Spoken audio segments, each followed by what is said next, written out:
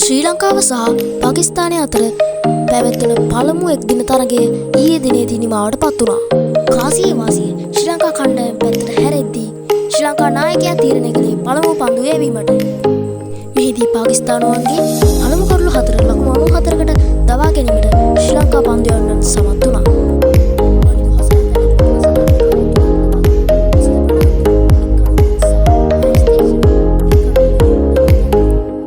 වනිදු හසරංගගේ මෙම පන්දු යැවීම පාකිස්තානුවන්ට ප්‍රබල ලෙස බලපෑම.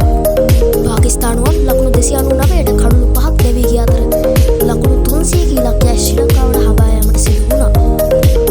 ඒ අනුව ශ්‍රී ලංකා කණ්ඩායම ලකුණු 210කට කඩුළු 7ක් දවා ගැනීමට පාකිස්තානු පන්දු යවන්නට සමත් වුණා. ඒ අනුව දුෂ්මත චමීර දැවී යාමෙන් පසු පිටියට පැමිණියේ මහේෂ් තීක්ෂණයි. වනිදු හසරංග ඉතාමත් හොඳ ප්‍රවේගකාරී ඉනිමක් ක්‍රීඩා කළා.